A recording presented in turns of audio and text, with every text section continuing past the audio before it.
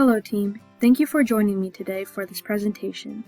For those who do not know me, my name is Grace Willis, and today I'm going to discuss the Haber process with you all, and why this patent should ultimately be approved. Without further ado, let's begin. Before we talk about the process itself, I would like to introduce the developer Fritz Haber. Haber was a German chemist who worked for the Department of Chemical and Fuel Technology in Karlsruhe, Germany. He excelled in physical chemistry, and in 1905 he completed his research on the topic of fixing nitrogen from the air. He then developed the Haber process, which is now considered to be one of the most important scientific advancements in the 20th century. Haber, however, is not the only person who receives credit for this. Carl Bosch, an engineer and chemist, introduced catalysts to the process, which helped scale up the process. With this discovery, mass production of fertilizers were able to be created, leading to a massive increase in crop growth.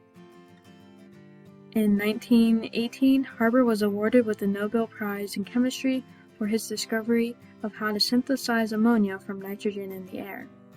To help you understand why this process is important and how it can be used for fertilizers, here's a little demonstration. Ammonia is a compound composed of nitrogen and hydrogen. Nitrogen is a vital nutrient for plants as it is a major component in chlorophyll, which is important for the process of photosynthesis. In other terms, the survival of the plant. In the nitrogen cycle, ammonia synthesized in the Haber process can be produced as fertilizers, where plants can then take the nitrogen ions from the fertilizers in the process called nitrification, and they can actually convert it back to nitrogen for them to utilize. I'm pretty sure everyone is familiar with the concept of fertilizer, so in simple terms with this process, fertilizers can be produced to help increase the growth rate of plants, especially crops for human consumption. This discovery actually took place during World War I, and is one of the sole reasons why Germany was able to survive since their imported supplies were cut off by other nations. Now that everyone has a basic understanding of the history of the Haber process, let's talk more in depth about the process. Displayed here is the chemical reaction that occurs. As you can see, this reaction is a reversible reaction, meaning the product can be broken down again to the reactants. For the sake of this presentation, I am going to discuss the forward reaction.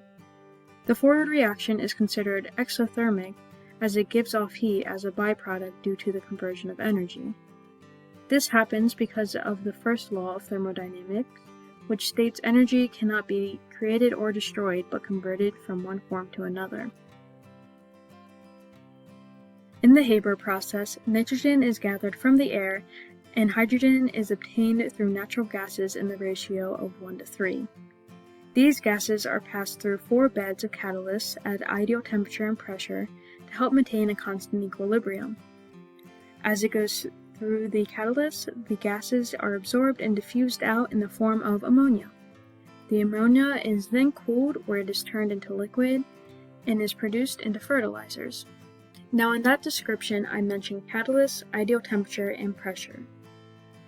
These are all the external stress factors that help the equilibrium stay balanced.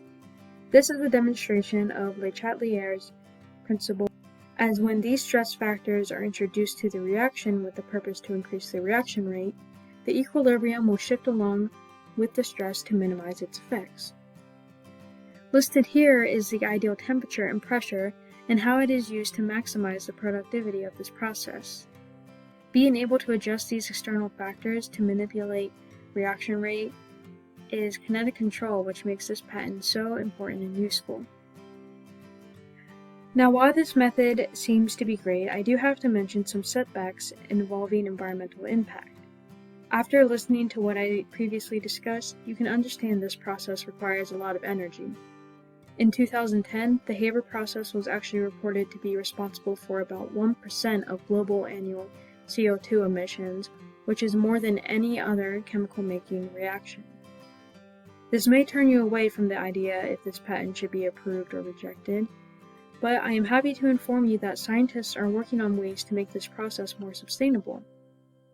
One approach that is being worked on is switching to renewable energy to generate hydrogen for this reaction with the use of water electrolysis, which is being used around the world at a small-scale level currently.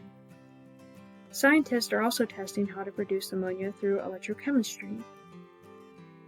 To conclude my point here, with the use of the Haver process, 500 million tons of fertilizer can be produced each year to help feed about 40% of the world's population.